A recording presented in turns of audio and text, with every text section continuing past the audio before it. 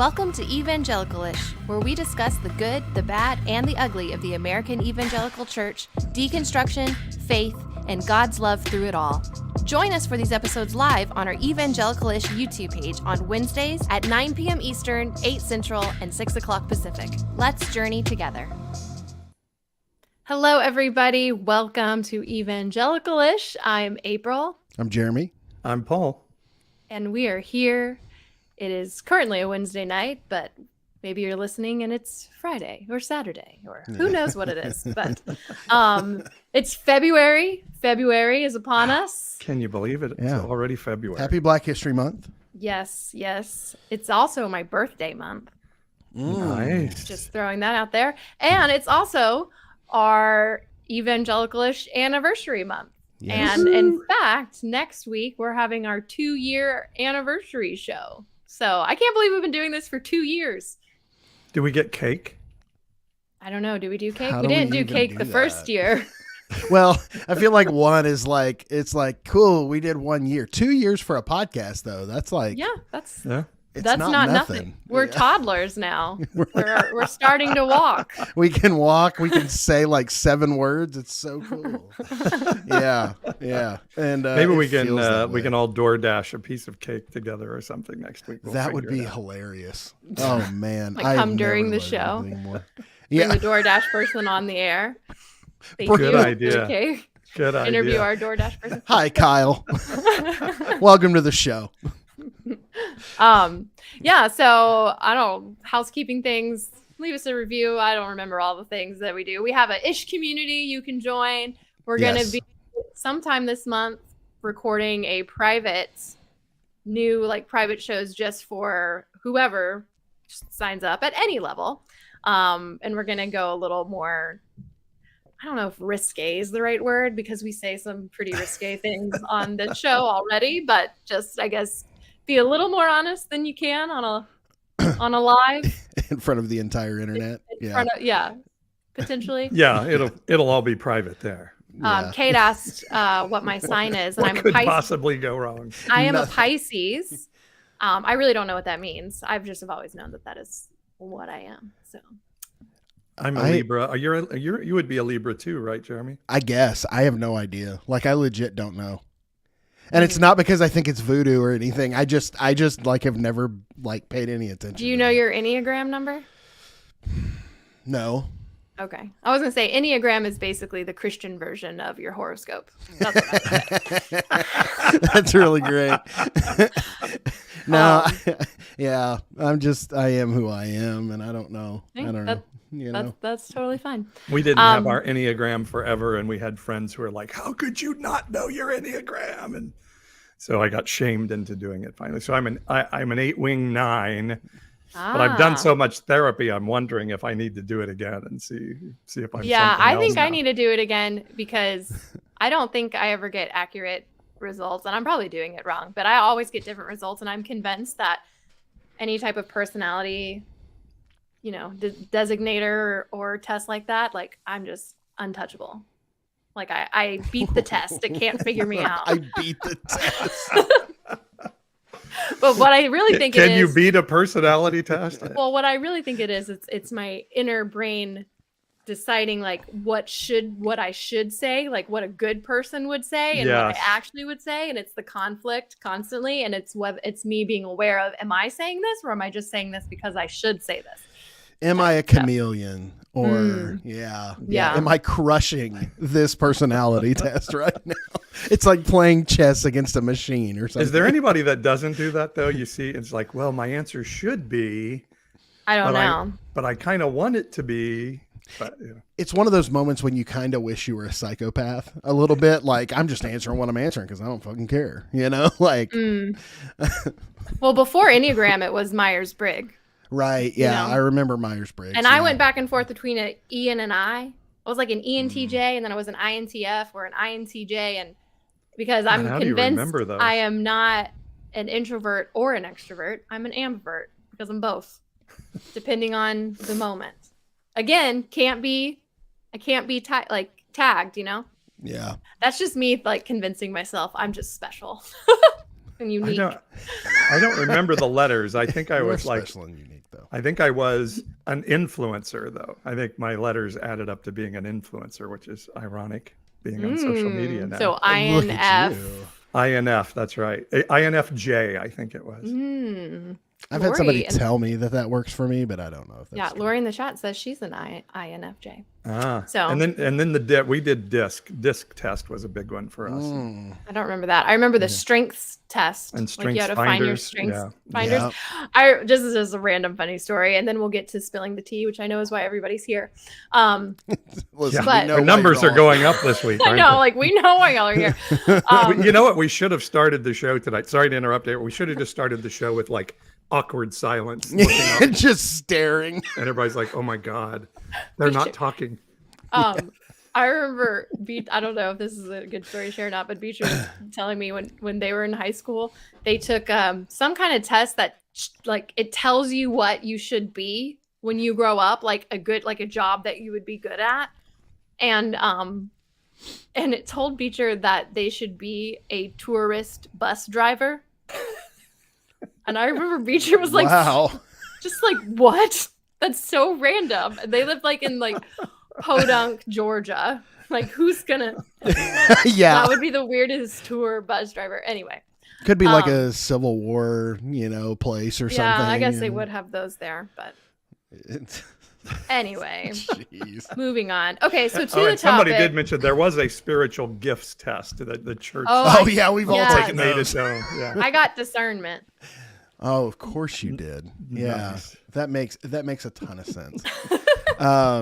I could see it. And by the way, full transparency, like I think some of those spiritual gifts, like just the way that those things carry over a little bit, I think. Oh yeah. For sure.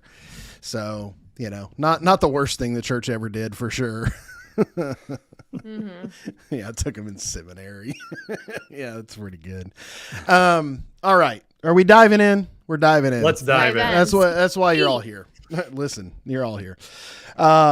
So April posted a video yesterday that just basically said that we had a pretty tough conversation yesterday during our regularly scheduled pre-show meeting, which happens on Tuesday mornings. For those of you wondering, in the evangelicalish universe, when does the pre-show meeting happen? It happens on Tuesday mornings at 9:30 a.m. Central, 8:30 a.m.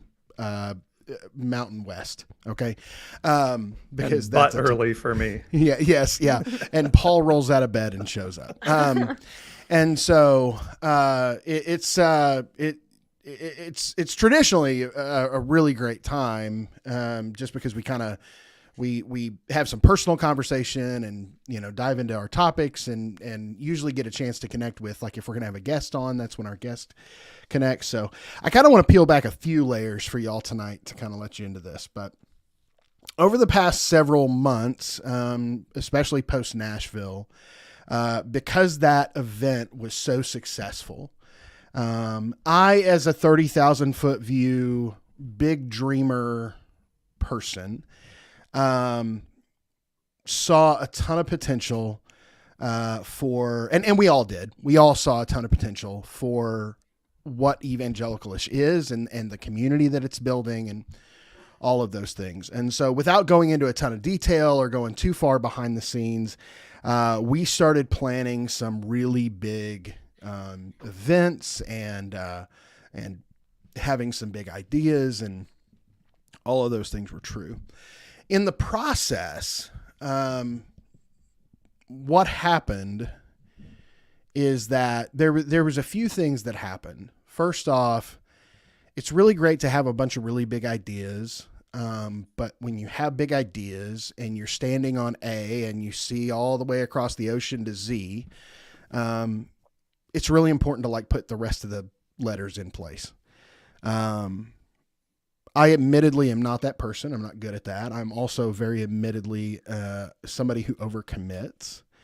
And so we started to kind of navigate that together as a team, just some of the things that we started to witness some of our strengths and some of our weaknesses probably in a more magnified way. And especially I will definitely go out on a limb and say mine. So all of that we put a pause on some of that stuff. And all of those things kind of came to a head a week ago, and our pre-show meeting ended. I don't know. What's the best word? Awkward? Cringy. Cringy. Yeah. The pre-show meeting ended cringy, awkward, not great. And can I just interject into absolutely. that? Like I saw, and you can correct me, but from my perspective, I was seeing Jeremy shut down in the discussion. And so I tend to be somebody that wants to say, hey, is there something we need to clean up? Can we fix this? And there can be times where we say, no, I'm not ready. But what I saw from you, Jeremy, was just kind of no, forget it. I'm not going to talk about it. And I don't think those were your words. I'm putting words in your mouth there, but that's what I saw. And so for me, and then I had another meeting I had to go to. And so it did end cringy. And my heart was like, oh my God, because of my personality, I'm like, I'm going to die this week if I don't get this cleaned up. So that's kind of where I was at the end of that meeting. Yeah. And that's actually something that really resonates with my church trauma as well. Like that desire to just fix it and clean it. Which isn't my healthiest thing all the time either. I mean, there is a healthy part of me that says I want to be honest and talk this through, but then there's an unhealthy part of me that's like, oh my God, I can't have anybody mad at me. So Paul's desire to not have someone mad at him met my desire to just recuse myself completely of the situation until I felt comfortable talking about it. But what that led to was radio silence on my end, a text from Paul where he was like, hey man, like, are we good? Like, do we need to talk about this some more? I was just like, fuck it. We'll talk about it on Tuesday. But I didn't say that. I just left it. Right. It was also unfortunate circumstance. Yeah. Now that was, yes. Show yeah. And that is actually fully true. I did have a toddler go into meltdown mode, or my pre-care went into meltdown mode. I guess she's not technically a toddler anymore. But my wife, a lot of y'all know, is a night nurse. And so she was gone, and it was just really bad timing because that hit right before the show. So I had to text them and be like, hey, I'm not going to be able to be on the show tonight. So then it just looks like I'm ditching and I'm avoiding. And so, and I think that there are things that come to the surface for all of us with this, but what eventually happened is that we met yesterday. And so fast forward to yesterday. And so, Paul asked me, hey, how are you doing? And I said, and I just gave him some pat answers about how my daytime job work life was going. And I was like, but it's all good. And he was like, well, but like, what about our stuff? We're probably killing people right now. I see Jamie saying I'm on it. No, I mean, I want to be fair. I want to share the story, right? Like I want to give it. We said we were going to give people the tea. Yeah. I feel like we need to give it to them fully, right? Like I don't want to be one of those shows that like dangles the carrot and then just pretends like it's all good. Maybe we can say we're all here and we're all talking, so there is a good ending to this. So if your heart is struggling, just know there's a good end coming to it. The punchline is good. Which, by the way, is again another trigger for me. Is like you show up and I'm like, "Are you okay?" And you're like, "Yeah, like everything's great." And I'm like, "Shit, I've been dying for a week." And here's Jeremy, like, "Hey, everything's cool." So yeah. So I think there's a lot of like trauma responses happening in the space, right? Like you are, you're feeling trauma from your perspective. I am masking and pushing down as hard as I can. Like, like these feelings, fuck these feelings. Like we're not going to address this, And so, yes, good ending. We swear. So finally Paul's like, well, but like what about the stuff from last week? And I was like, well, Jesus, Paul, like there's no way to dodge it now. Like we're just going to have to get it out here on the table. And so the bottom line is that we had some really hard conversation about a few things. About number one, kind of our expectations as a podcast and as a team. We had some really hard conversations about where we think we're going in the future. We had some really hard conversations about how fast we think we can, build community and grow and what that looks like and the pieces to put that together. But it built up to this place where, it built up to a place where it all felt, and this is where I have to be really honest, and I am just discovering this, so y'all bear with me. It built up to this place where I realized that I felt like I was losing my friends.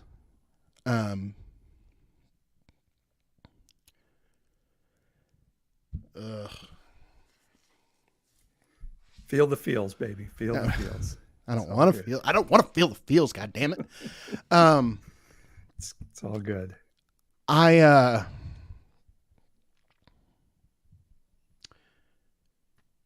Because before Evangelicalish ever started, we were 3 individual creators on TikTok who were speaking into the same space, who were being tagged constantly in each other's videos. And the beauty of that is not only did we see the people that were supporting us, but we saw that we weren't alone.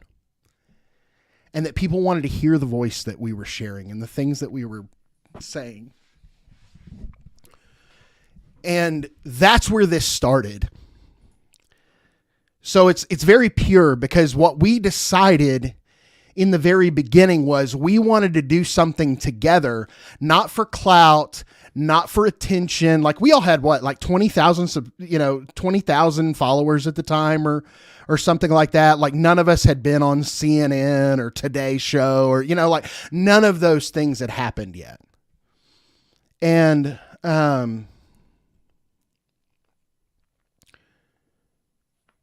so we decided hey, we want to do something that matters. Like we want to speak into this space because we feel like we're journeying here. And April says it every week, on the intro, let's journey together.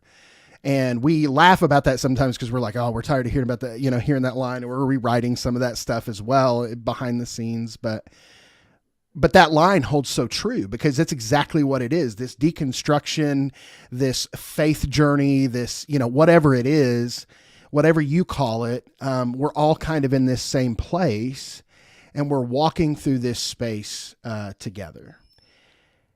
And so the place that hit me really hard is that when we began kind of having these criticisms of one another, and at one point, I fully honestly felt ganged up on, and that's not true. And I don't believe that now, but at the time I felt ganged up on. And that's when I said, hey, y'all had a conversation outside of this space without me. You decided that you were going to say X, Y, and Z to me, and that's bullshit. And that's when Paul, I yelled, was less than happy. One of my justice protector parts said, okay, I have had enough. Yeah. Well, and I think me saying that was the place where I was like, I've had enough. You get to that place, and we just met in the middle, and here's poor April, trying to navigate this space with as much grace and humility as possible, because that's just who April is. It's very hard to break up a virtual fight. There's only so much you can do. Yeah. Oh man. And so, Paul was like, what did you say?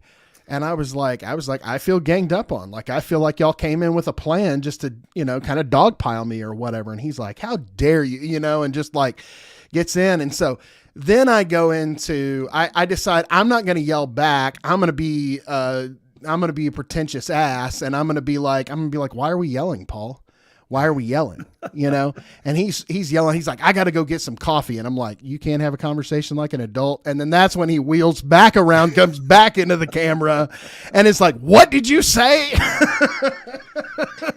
Yes. And one of my things that I teach people in coaching, a tool, is like, when you are losing decorum, which I did, and I'm sorry that I did yell at you guys. You take a break, So I just thought, I'm going to get up, go get coffee so I can pull myself back together. And then you say, can you not have an adult conversation? And my response to that, of course, was, what? In my head, it was like, what the fuck did you say? Yeah, no. And I came and sat back down and slammed my coffee mug down. But still empty, by the way. Yeah, it's without coffee in it. It was, and I don't mean to cut off your story, but it was a point where I actually said to myself, okay, now we're getting honest. Now we're getting honest. And if we sparred a little bit longer, but I something inside me knew, like, okay, now we're getting honest. And if we can get through this, we're going to get to some honesty together. And because the three of us love each other, not to sound too campy, we're going to be able to get through it. So it was a very hard moment, but there was something inside of me that says, okay, now we're getting real with each other. And it's messy, but that's okay. So anyway. We were at least talking, because we didn't even mention the part where there was literally at least a minute where we just stared at each other awkwardly and no one said anything. Yeah, it did get really awkward. And I even said at one point, I was like, are we just going to sit here in awkward silence? Like, are y'all just going to let me hang out here like this? Because I was like trying to explain something and couldn't find the words to it. And Paul just sat there staring into the screen like, yeah, I'm going to let you hang out there like that. But what it boiled down to, and this is where we really want to go with the episode, because by the time this all wrapped up, we said, April goes, look, guys, like, I know we just walked through a lot, but like, and she's always really great about, like, we've got to get to the next step. We've got to get to the next step. And I love her for that. I'm a type A personality. Well, but you've also, I guess I do go for personality things on that one. But I think it's good, because while I'm very big picture and like the emotions of the space, and like I could have left that meeting and been like, oh fuck, well, we didn't pick a topic for tonight. Like, oh well, whatever. Like, you weren't going to let that happen. And I think that's what makes us all of us a great team, because we all bring different strengths to the table. But it was funny because Paul and I kind of looked in the camera, like, at each other at the same time. We're like, let's talk about this. Because what landed was this, and I had a very real realization. I mentioned earlier that I said that I felt like I was losing my friends. And the reason that I felt like I was losing my friends is because we were having critical analysis about some business decisions inside of the evangelicalish business that felt personal to me, and those lines got blurred. And here's why those lines got blurred. Because I have spent my entire life, and especially my life from the time I was 18, to 30, 31, on staff in evangelical churches, in evangelical spaces, full time. That's what I did for a living. That's what I went to college to do. I went to a Baptist school here in Oklahoma. I served in Baptist churches. And you are taught in those spaces that the church is not your job. The church is your life. Mm-hmm. And so your deepest relationships are also with the people that you work with. They're your, co-staff members. They're your deacons, the elders in the church, right? And so I have never learned in places where business or just like projects or whatever and spirituality combine, I have never learned how to not dilute those lines. And I feel like that is something that we have been so messed up with by the church that we allow the church to control every little aspect of our lives, because I have lost so many good friendships, people that I trusted so deeply, because we had a disagreement on something theologically, or we had a disagreement about the direction of the church or the process of the church or the beliefs of the church. Things inside of the business we had a disagreement about, but it had personal effects. And so my brain did not know, and still probably doesn't know, because you can't learn it in 24 hours. My brain still doesn't understand how to disconnect the personal line of like, hey, I love you, like I appreciate you, but I think we need to talk about these things critically from a business perspective, or from a project perspective. And so, and not take it personal, because it's not personal. Yeah. Right. And so it gave me this huge realization of how deeply the church, this is the perfect example to refute that women are the emotional ones that, let their emotions Sarah get the Kay better gave of them. us this comment that everyone has emotions, not just biological females. And I admittedly always tell people, like in my marriage with my cishet wife, and I as a cishet, white male, like I am the more emotional one of the two of us by a landslide. But what I realized is how deeply the church has scarred us in places, and how it's just created bad habits and bad processes for us. And that when it consumes your life, it literally consumes everything. And so I fell into a space where I felt like I didn't see any way out, because I thought, well, y'all are being extremely critical of me. Y'all have taken sides against me. That earlier on, I felt that. And so therefore I'm now the odd man out, and therefore I'm no longer welcome here in this space. And those are things that we were taught inside of the evangelical church. And in the evangelical church, when you're not together, you can't be in relationship. The blurring of business and accountability and relationship gets so mixed together that when somebody leaves the staff of a church or stops attending a church for any reason, now you can't have a relationship anymore, because relationship is based on agreement and placating one another and just taking it to Jesus. And I think in the church space, we're very, very afraid of emotions. And so I think some of what I came away with the other day is like, our emotions can get the best of us, but if we stop and listen to what's happening in that getting the best of us, we can hear something good that says, okay, that got the best of me because this part really hurts. And then we get down to the root. And that's what I loved about what you did. And April, I definitely want to hear how you were feeling in all of this. But when you were able, Jeremy, to tie it to like, I've lost a lot of relationships when things went south in the business of church. And so it was almost like you were having a PTSD is a hard one, because, we know soldiers go through so much more, but it's a trauma response of this hurt me before, and I'm afraid this is happening now. And so then it took some work from all of us to say, Jeremy, that's not what's happening right now. I felt myself start cutting the ties to the parachute. You know what I mean? Like I was cutting away, and that was because I was like, I'm not going to get fucking hurt by you. Like I'm going to throw my hands up. I'm going to fight my way out of this corner. And when I get out of this corner, I'm going to run like hell. Because I mean, I think about and I talked about this in therapy today, I think about the last year, or two, as I've gone through this like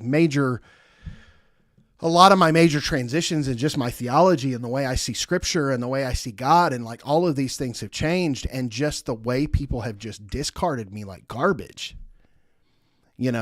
Like you become an affirming believer, and people who loved you forever are like, well, we can't associate with you anymore, And so obviously this is a much smaller scale thing than being affirming of people for who they are. That's very different, but in the same sense, it felt like, oh, we are not going to agree.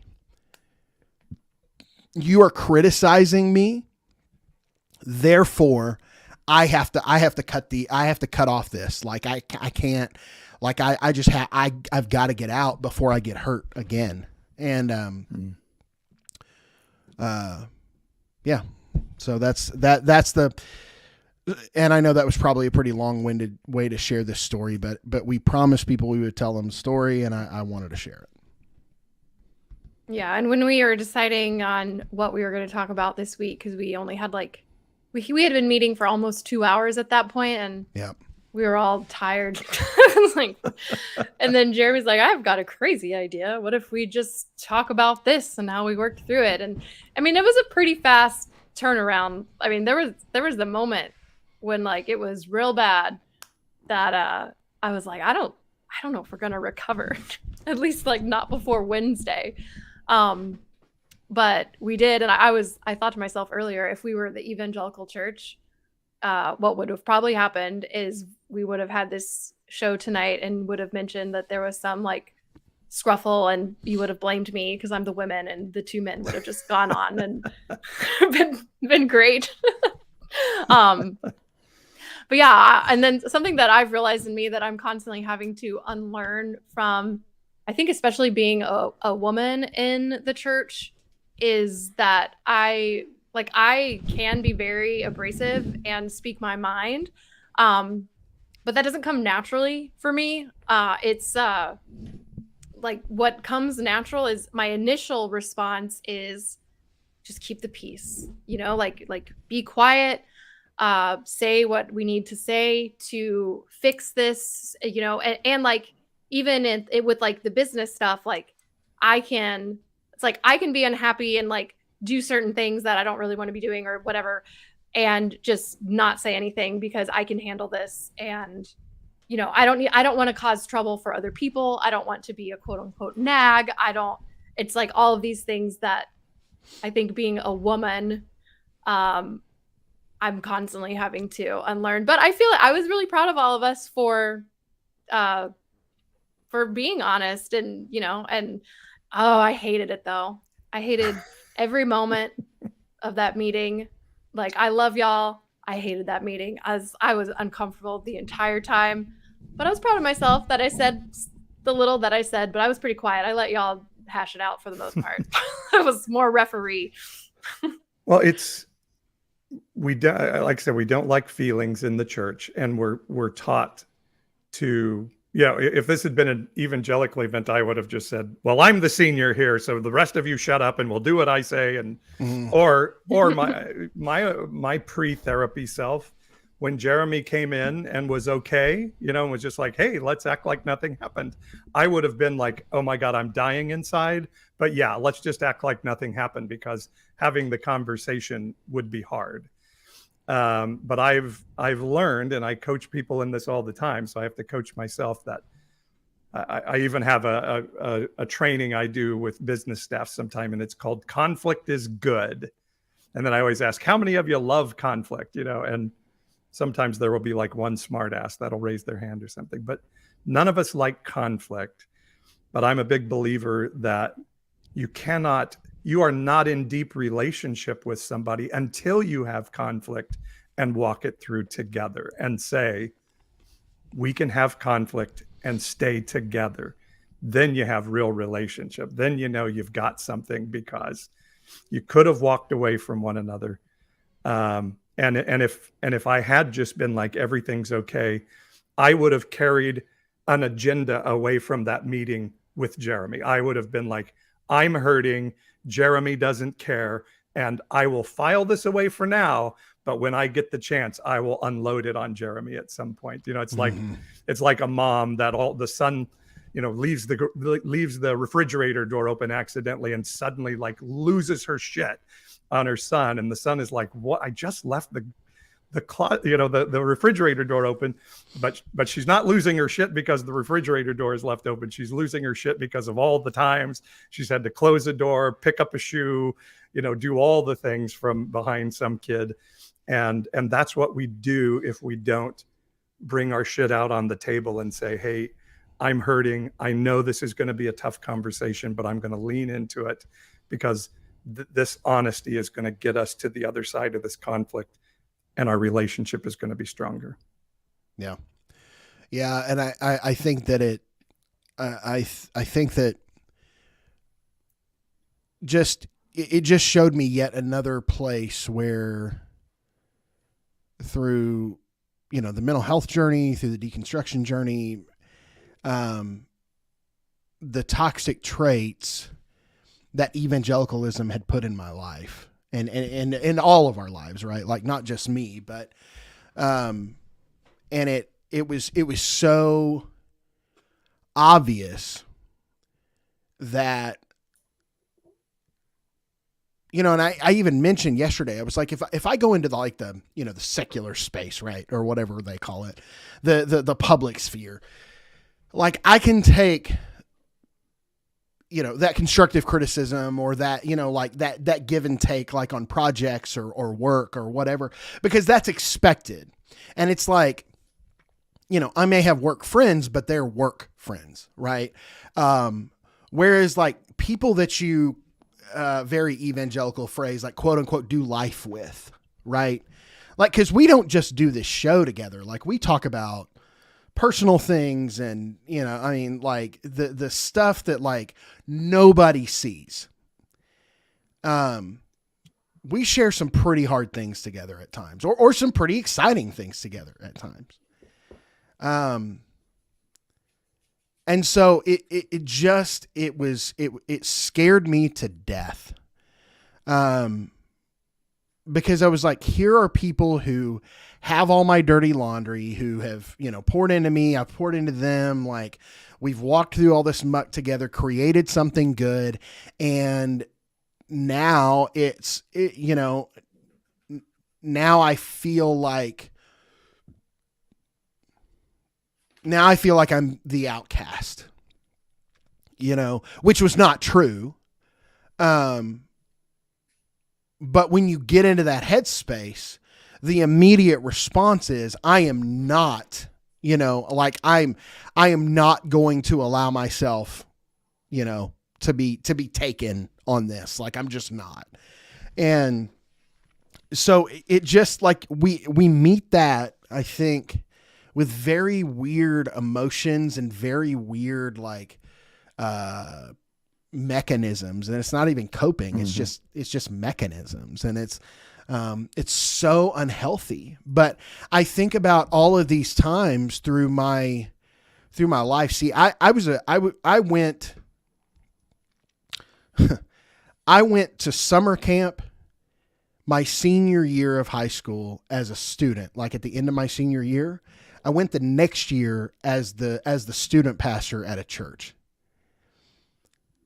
And so for my entire adult life, I don't know anything else. For my entire professional life, for a long time, I didn't know anything else.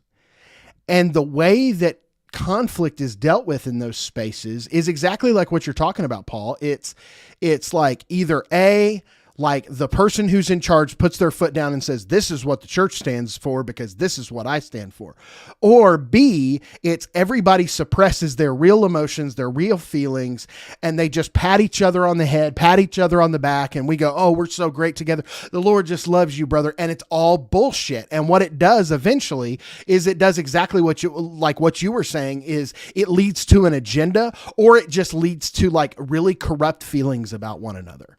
And so then you're harboring all this resentment and all this hate, and none of it ever came out on the table, when really probably you could have had a conversation that was, like April said, very, very uncomfortable after the first instance, but you would not have all of these problems. But because of this like absolute desire by the evangelical church of like, we all have to be on the same page. We all have to pretend like we're all good. We all have to show up and act like we've got our shit together.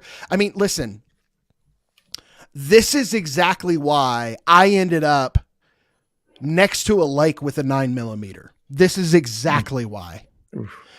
Because it was like, you show up as a staff member, as a leader, as a church, person that everybody looks at, you're supposed to have everything together. You better not have mental health problems because you're not praying hard enough. You better not have marital problems because, you're not trusting Jesus to be the center of your foundation or whatever. And like all of this stuff. So when my career was falling apart, when my marriage was falling apart, when my life just felt like it was in shambles, I prayed as much as the next damn person. I swear to God, I prayed so much. And the problem is that all those prayers came back just null and void. And I still felt depression. I still felt anxiety. I still felt anger. I still hated myself. And that's how you end up in a space where you're ready to just shoot yourself in the head because you don't have any place to go with all of those emotions and feelings and whatever. And so as much as I like to think that I have overcome so much of that, there is still some of that rears its ugly head. And yesterday was a prime example that I am a person who is in recovery of the evangelical space. It's like my friends who are alcoholics who, they will tell you very adamantly, like, I may have been sober for 15 years, but I am still in the process of recovery. I think I am still very much in the process of recovery of the evangelical church, and sometimes those things still rear their ugly heads. And this is the exact kind of emotion that ends up getting people killed by suppressing that stuff, by ruining friendships, because it wouldn't have been y'all ruining the friendships. It would have been me, but I would have blamed you for it. And that's also a really good, powerful statement as to why we say, "Are you okay?" And when the person says, "Yeah," but it's clear they're not okay.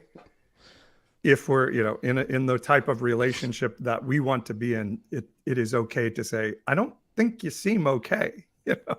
Go ahead, April. I was just gonna kind of piggyback off of what Jeremy was saying, in that, I think it's so important to recognize that in ourselves, that just because we leave the evangelical church and we've deconstructed all of these things, like, to have the self-awareness that sometimes that fundamentalism or those toxic traits, like, can rear their ugly heads. Like, I've seen it in my life too, that I'm constantly having to check myself, to be like, this isn't healthy, because we don't want to become the same version of ourselves just on the other side. Like, it's trying to live this life that is loving and really caring and being vulnerable. And that's really hard and that's really scary. But I think it's just a good reminder of, you can leave the evangelical church, but does the evangelical church leave you?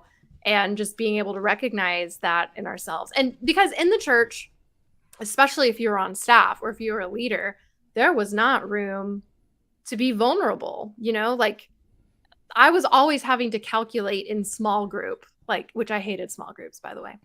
I was always having to calculate, can I actually share what I'm going through in my real life right now? Like, how much can I share that, could show that, oh, I'm being tested by God and it's okay, and not like, oh, I'm super messed up and going through this hard time and they need to lay hands on me, and it's tested like by God. Yeah. Right. Like, we've got to have this where we become these cookie cutter versions of everybody else, and everybody knows what's like the socially acceptable, quote unquote sin or thing to be struggling with that no one will judge you too much for. But like, when Beecher and I were first married, Beecher's non-binary. They were trans. They were dealing with gender dysphoria. Sometimes I would come home and they would confess to me that they had put on one of my dresses in my closet, and we didn't understand why they were doing that.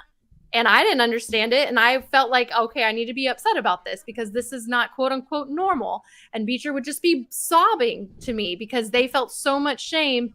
And there was absolutely nobody that we could talk to about it in the church. And the couple times that we had tried, it was just met with, oh, well, that's definitely demonic. And we're like, oh, yeah, totally. Yeah, definitely demonic. Yeah, just forget I said anything. And it's just, there's no, the church is supposed to be the safe space, but all it is a place where you go and you put on a mask. Yeah.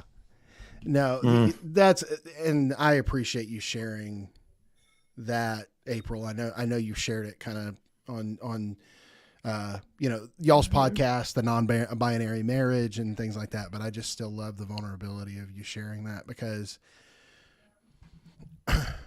it's just such a constant reminder of like, yeah, they tell you, oh, this is a demon, or, oh, it's a problem with your heart. You need to, brother, you need to check your heart. Like I can't tell you how many goddamn times I've heard that. Brother, you need to check your heart. Or just, have you prayed about this? Have you prayed about this? What is God saying to this? Have you prayed about it? Oh, I'm getting triggered now. No, but for real though, right? And like, I'm not kidding. Those are triggers. Yes. Being called brother, by the way, is one of the triggers to begin with, because I know you don't love me like a brother, Well, and that's the reason, and that's the reason I tell people all the time that deconstruction is the best thing that's ever happened to me, because it has made so many places in my life so much better. I tell young couples that I'm like doing marital coaching with, like, deconstructed sex is the best sex, like, on a lighter note, but on a more important note, deconstructed conflict is better conflict. And so it's like, it's this space where, and I've played the other side even at times where I was the one not allowing like us to walk away without at least just saying what we need to say, like the John Mayer principle, right? Just say what you need to say. Yeah.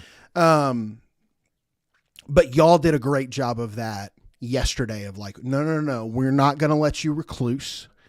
We're going to tell you that we love you. We're going to tell you that you're valuable here, that you matter here. And we're going to fight this out.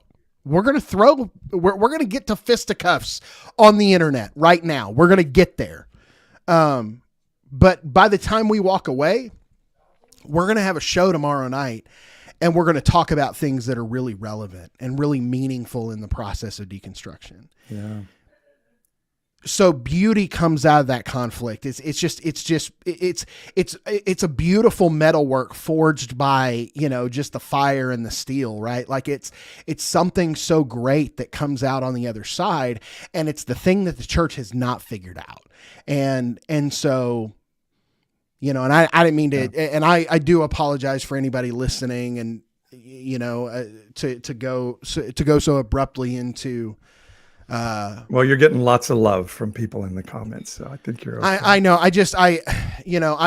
I'm generally try to be mindful of that, but it was this thing today, like in therapy, she was like, this proves that you still have work to do in the process of still dealing with your emotions in a healthy way, to not allow yourself to get back to a space where you think that you are not valuable to anyone, because that's ultimately the punchline, right? Is you get to this place where you legitimately believe that you are not good enough to be alive for anyone. And that everyone would not only be thankful that you were gone, but they would be better off that you were. Yeah. And so being able to convince myself that you two were against me, and that you didn't love me, and that you didn't care about me, and I have to walk away from this. Think about if I had just quit yesterday, the trauma that we all would have felt out of that. Yeah. Right. And like that is a really good starting point down the road of coming to this place of like, well, they don't value me, and I shared a lot of life with them, and and then the snowball starts to go. Yeah. And I think one thing that I would recommend to people as you're listening to this, and you're like, oh, I've had a situation like that, or I am in a situation. One of the things that I think is helpful, like I asked you, Jeremy. So next time this happens, and I'm feeling like you're hiding, can I text you and say, Jeremy, I feel like you're hiding, and do I have permission to do that? And you said, yes, you do. And so now we have, a firm tactic. And one thing I just love what both of you are sharing. It's so real. And, shalom is a word I love from the Jewish language. And we translate shalom as peace. but actually shalom means wholeness. Shalom doesn't mean a lack of conflict. It means wholeness and wellness. And the Bible actually talks about having shalom in the valley of the shadow of death, that I can have a banquet in the presence of mine enemies. So conflict is not bad. This is one of the things I'm learning in my therapy, because and some of this story is going to be coming out more for me as we go. But, I had an abusive father, and my abusive father was also the pastor of our church. He was the representative of God on earth. And my job, I'm learning now as a kid, was to watch my dad's face and see, is dad okay or is dad not okay? And if dad's okay, whew, thank God, I can survive the day. But if dad's not okay, look out. All I can hope is that he's mad at one of my brothers. That's the only hope. And so in life, I've carried that watching faces. Are these people okay right now? Because I can only be okay if they're okay. I do it to my wife. And then I worked in the business world, secular, like you called it, Jeremy. And we would have business meetings where we would be like literally standing in front of each other's face saying, yeah, fuck you. No, fuck you. No, fuck you. I mean, we could scream at each other and then be like, okay, this is what we're going to do. Okay, let's go to lunch. And we could go to lunch together. But when I started a church and was working in the church world, there was this thing of like, no, we're relational. And relational. And that relational thing again translated to me of like, I've got to watch everybody's face, because God is now my abusive father, and he's represented in these faces around me of my staff and in my parishioners. And if one of them is upset with me, I really have to be relational and work it through. And so it became that abuse all over again. And yeah, we can say that's not happening, what happened to us before when we're being abused by our father, but it feels internally exactly the same. And so we respond the same. And like you, Jeremy, there was always this running, and has been, and I still fight with this narrative of like, wouldn't the world be better if you weren't here? Yeah. And that question that comes out of that church space, Paul, that's so astute, like what you're saying. The question that comes out of that church space is, well, did you handle it with grace? Did you give grace? Did you give grace? Did you give grace? Well, how many times do I have to be the one to give up grace before somebody gives it back in return? Because what I found is a lot of times I was meeting people's hate and despise and disgust with grace, because like that was what was expected of me. And if I ever bowed up back, like it would, I wasn't acting as a leader, a servant leader, the way Jesus would have acted. Well, Jesus flipped the fucking tables. So like at what point, like, cause sometimes it takes, sometimes it takes a fuck you. Like sometimes it takes a popping back into the camera and going, what'd you just say? Sometimes it takes that. You know what I mean? Like, and because in that, and I love what you said earlier on in the show with that, you knew once the emotions ramped, like you felt it inside yourself, like, oh, we're getting there now. Like this is going to be ugly, but we're getting there now. And I subconsciously felt that too. Like I knew that I was like, oh, well, it's all on the table now. So, you hollered at me a little bit. I decided to be a dick back. But you know what, at the end of the day, and April was just like, Jesus Christ, guys, like calm down.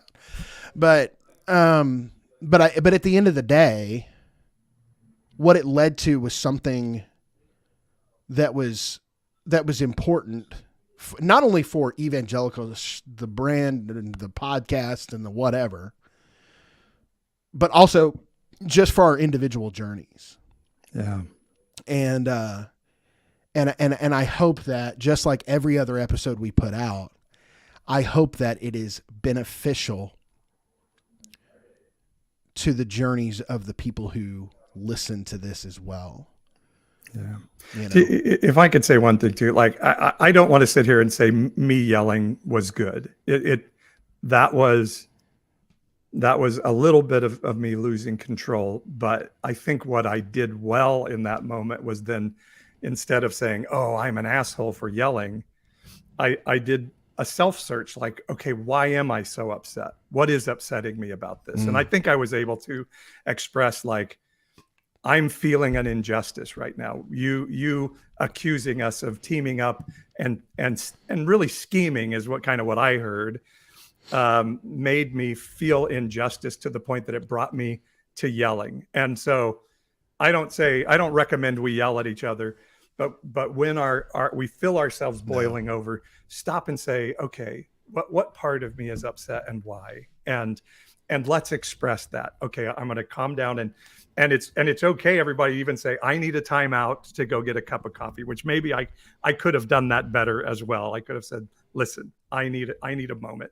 I'll be back. Let me get a cup of coffee. We can take a timeout, but then come back and say, okay, I yelled, I screamed, I lost control because this is what I'm feeling. I'm really hurt by XYZ. And then now really productive conversation can start.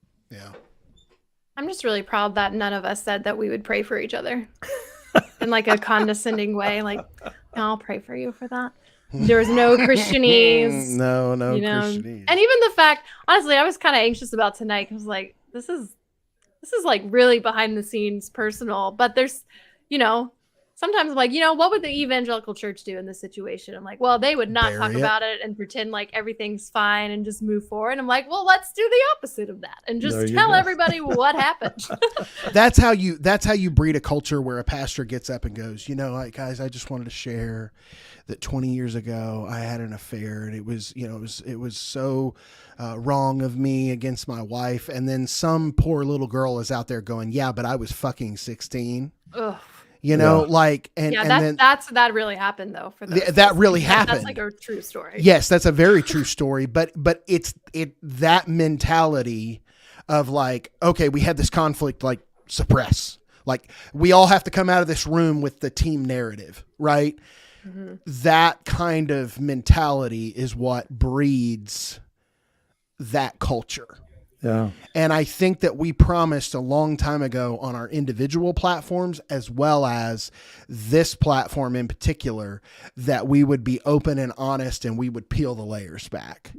And so I think there's something very real and very important about saying, number one, hi, I'm that pastor from Oklahoma and I'm not perfect. And number two, like I'm still working through these things. And, Paul, April, like we're working through those things together. I just want to say Jeff's comment, quote, let's just take a break and take this to God. God, we just thank you for this group. And we just ask, Lord, that. And then it becomes passive aggressive, like, God, we just ask that you really calm Paul's spirit and whatever is going on in there that made him yell, like, let him know he doesn't have to do that, God. Can you increase Paul's discernment in this moment? Paul's discernment. Just soften his heart. Passive-aggressive prayers. Well, and that's the small group thing too. Like if you're ever like honest, well, hey, we're fighting, we're dealing with this. It gets silent in the room, mm-hmm. and then the leader's like, well, we'll pray for you for that. Thank you for sharing. Okay, next. Yeah, head on a swivel. Who's next? Which guy here looks at porn? Let's talk about porn. Well, but it's like, but don't say that. Don't say that. That'll get you ran out. What you say is, I've been struggling with lust. Brother, I've been struggling with lust. I'm having to work on my eyes. My eyes. Where my little eyes. I've got to guard my spirit. Oh gosh. And so we're learning that making each other feel not okay is okay. Like, you know what I'm saying? There are times in relationship where we have to say, my needs and your needs are butting up against each other right now. And so we need to talk this through, or else, again, we're fungus grows in the dark, right? If we keep it in the dark, it's going to start to spread and it's going to start to affect other things. But when we say, I'm going to, and truly, again, it sounds sort of campy in the Christian world, but because I want to have relationship with you going forward, I'm going to be honest, even though I know honesty is going to make you hurt and the rest of us cringe. And we may even have moments where we sit in awkward silence for a minute or two. But in the end, we're going to get through this conflict together and our relationship will be stronger on the other side. And we don't have to go our separate ways for disagreeing. I was going to say, I really like this comment by Holda My Waffles. I like that name. An acronym: RELAX, RELAX. R, recognize your anger signals. E, empathize and see the other person's point of view. L, listen. A, accept the person's anger is not about you. And X, out the past and keep it in the present. I feel like I need to like save that. Yeah, That's good. And Holden that's My Waffles is a therapist. Yeah. and that's a lot of what our discussion was like. Jeremy, if we feel like you missed a deadline and we want to hold you accountable to that, that's not because we think you're a terrible person. That's not because we want to throw you out of the gang. You know, it's we want to be accountable to you. We want you to be accountable to us, and those are the things that we, you know, that's the honesty that we were working through together. What we were saying and what you were hearing were two very different things, and that we got to bridge that gap for it to be a profitable discussion. Well, and the depth of that goes even further in the sense of like, you know, we were taught, and I don't even know if this is like exclusive to evangelicalism. I think it's just our culture, but we're taught that like, you know, that busyness and being, you know, in as many things as possible, as much as possible, is a good characteristic, you know, being workaholics and overcommitted. And so, you know, something that came out of that conversation was not so much like, you know, Jeremy, you didn't turn in your homework. Like I never felt like that, but it was more like, hey, do we really actually have the bandwidth for, right, you know, to do these bigger things? When, you know, we really need to just work on, you know, kind of keeping the main thing. And, well, and if I can interrupt you, just like what I heard you saying is I overcommit because I feel value through doing that. That's what I was taught in the church. By doing, I feel value. So then I overcommit, and this may be me adding to it, but then shame comes when you don't meet your commitment. And so we know working is where our value is because that's what the church taught us. We overcommit, then we don't make it, and then we feel shame because we haven't met God's expectation for us. Yeah, we worship the work of the Lord instead of the Lord of the work. Yeah, and didn't even get your quiet time in.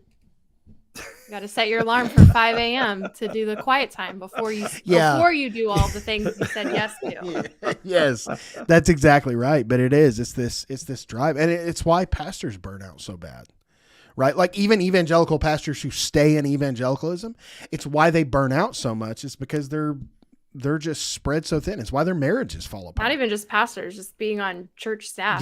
Yeah. Well, and I mean, you know, volunteer even. Yeah, I was like, I'm thinking about our conversation with Janice, right? Mm-hmm. And her conversation. She was a volunteer. Yeah, she was a volunteer working 40 hours a week. You know, and so I think that's true, and yes, you know, and that's something I had to check as well. Like I had to check that. Somebody mentioned earlier, like, you know, deconstructing the theology is one thing, but then also like working to deconstruct the framework is a whole nother piece. Mm-hmm. And I still really have to struggle with the framework piece of like, I remember early on in my career, I was like 21, 22. My wife and I had been married for a couple of years, and she was like, Jeremy, you're just never home. Like you work so hard at the church and being a good student pastor and being a good, you know, worship leader and like all of these things, but I never see you. And so, you know, she was like, the church matters more to you than me. And, so that's something I had to answer to early on. And that caused a lot of grief and turmoil in our relationship. But, well, it's joy as Jesus, others you. Yeah. Always put yourself last. And, you know, I think we miss, like, Jesus' mom and brothers were there one day and he said, hey, that's not my family. This is my family. Right. Yeah. You know, so, I mean, it goes against a little bit of what you're saying, but we feel like we have obligations that we have to meet. And the story of Jesus is he knew when to put boundaries up and say, this is not okay. He knew when to say, get behind me, Satan, to Peter. I mean, I love that is a great example of conflict to me in that the start of Matthew 16, you know, Peter says, "You're the Christ, the Son of God." Jesus says, "Peter, you're the greatest thing since sliced bread, man. I'm going to start my church on you. You are the rock." And then just a few verses later, he's like, "Get behind me, Satan." He's calling Peter Satan. And then Matthew 17, though, then Peter, James, and John are the only disciples that go with Jesus to the Mount of Transfiguration. And so we see that dynamic of working together in love and being able to say, this is great, this wasn't your best, but that doesn't disqualify you from being a part of me and a part of my team. And I love that. There was even a story in Mark, kind of exactly what you're talking about, where Jesus like recused himself from a giant crowd, and the disciples were like, "Hey, there's still a bunch of people that we need to heal here." And he was like, I need to go pray. Like, I'm not bound by what you say I need to do or what they think I need to do. Like, and so, I don't know. I think yesterday was a good reality check for me to go, there is still a lot of that toxicity of the American evangelical church that still very much like lives and dwells inside of me at times. And occasionally, you'll bust a pocket of toxicity and it'll rear its ugly head. And, then all of a sudden you're kind of back in that same framework. And so, but what's great is having friends that you meet on TikTok who are willing to have those hard conversations. And then we can get out in front of the world on YouTube and pour the next day. Like, it's just barely been 24 weird, hours. Though? Like, I felt no anxiety coming into tonight. Oh, that's good. I did. I'm being honest. I feel like, I felt anxiety sharing. I didn't feel anxiety with y'all. Oh yeah, I didn't feel it with y'all. But like being a preacher's kid my whole life, I deal with a lot of like what people think and just like naturally like, you have things together. You just always have things together, and there's just that little piece in me that dies on the inside of like, oh, people know we don't have it together, which we never have. But it's like exposed. It's just feeling exposed. I was by no stretch of the imagination a fan of sharing this story tonight. Let me, it was a good idea you had, though. Yeah. Let me back up and say I had no anxiety sitting in this space with y'all. I feel very much loved, more loved than I did yesterday. As far as that's concerned, I had a lot of anxiety about sharing this. I was like, I don't know if I need to put that out in the world. Well, I think you did a really wonderful job, and I do appreciate both of you being vulnerable and talking about it. And I think that's one thing that is cool about evangelicalish and this weird random thing that we started almost 2 years ago. And I think we should pat ourselves on the back that it took a whole 2 years before Paul yelled. And before Jeremy was very pretentious. It's, like I said, my contribution, my unhealthy contribution to this is people pleasing. And when I was in the church world, they called it fear of man. You have fear of man. And it was this horrible, dastardly thing. And in therapy, I realized, well, of course you are a people pleaser. That's how you survived. Mm. And so I hope that I'm getting better at recognizing, okay, this is my people pleaser kicking in. And my people pleaser is a good part of me because they have saved my life for 57 years. But now I have to then go to my people pleaser and say, remember, we can do this now. We're an adult now. We can have adult conversations, Jeremy. Yes. And then help my people pleaser stand down, not as this evil fear of man part of me, but this really good protector that I can say, hey, we have other, better, healthier ways to protect ourselves now. And I just find when I do that, then I start to break through the old patterns of my life. Yeah. And I do appreciate you guys allowing me to do that and be there of being able to say whatever, yell. I'm trying to remember what I yelled. That's not true, I think was the actual words that I yelled. But no, it was... the coffee, the Kofifi cup, The coffee cup went down and that's not true. And I was like, but oh. but what I was really yelling is, I'm feeling injustice and it needs to be expressed. So I didn't do it in my healthiest way, but we got there, and I really appreciate it. And I've heard this, I think, from both of you over the last couple of days. It's like, how do we do conflict differently than the evangelical church so we don't become what we despised about what we left? Yeah. And I think we're discovering that, and kind of in real time. And I think that's why it was so important that we talk about this tonight too. Because, by the way, deconstructing Christians can still be petty. Yes. Just go on TikTok, my friends. Just dig around for a moment in the deconstruction space. You will find.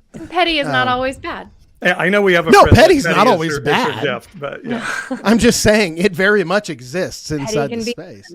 When petty becomes denominational, let's say we're the right deconstructionist and you are the wrong deconstructionist, right. then we are what we despise. Well, finger snaps all around, virtual hugs, and we didn't plan a fun, we didn't have a mid-roll, we didn't plan a fun thing at the end. We will get back to our fun. Yes, we will. Silliness next week for our anniversary show. 2-year anniversary. Yeah. 2-year anniversary show.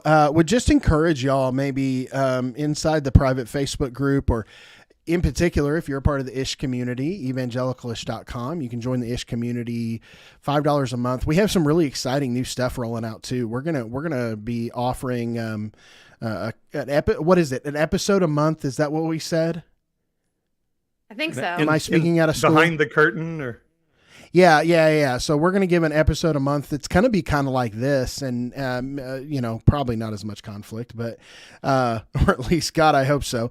But just kind of talking about some deeper subjects, and that'll be available to everyone in the Ish community, whether you be at the beast, false prophet, or antichrist level. And so come join the Ish community, evangelicalish.com. You can join the Ish community, get some behind the scenes content. And then, so if you're a part of that community, drop a comment on the, on the thread there, on the page there, and tell us some of your favorite memories from the last couple of years. We would love to hear y'all, how long you've been listening. We want to hear from folks about how long they've been listening and all that kind of stuff. So drop that on the Facebook page, drop that on the Ish community page. And we would definitely love to get some of that in for next week, because next week's gonna be 2 years, guys. Woohoo! So. And I really do love you both.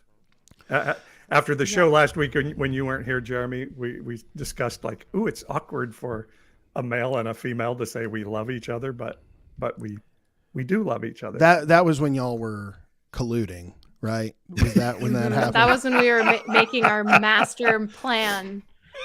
We were saying we love each other, but Jeremy, we literally broke the virtual Billy Graham rule to do it. The virtual Billy Graham rule. Yes, we did. Mike Pence was very disappointed in it. Oh, was he here though? No. Okay. Paul in the chat says 2 years and 20 seasons. Yeah. 2 years and 20. Listen, if you know jokes about season numbers, then you've been here for a hot minute. But Paul now, since we've revamped, we're in season 3. Yeah, we're in season 3, like very early in season 3, by the way. So. All right. Yeah. I love y'all. Yay, group love hug. You too. Yay. Good and show, thanks everyone. for listening to our tea. I hope it was hot enough for y'all. That was definitely, I think it had some degrees to it. And we got through the triggers together. Yes. Yes, we did. All right, y'all. Do us a favor. Leave us a comment. Let us know how long you've been listening. Last but never least, if you're listening on the podcast, it comes out every Thursday on your favorite podcasting platform. Leave a review, leave 5 stars, especially on Apple and Spotify. Write a review, tell people why they should listen, so we can just continue to grow the community and connect with more people. So for Paul and April, I'm Jeremy. Thank you so much for tuning in. I love these two a whole bunch, and I love y'all as well. All right, we'll talk to you later.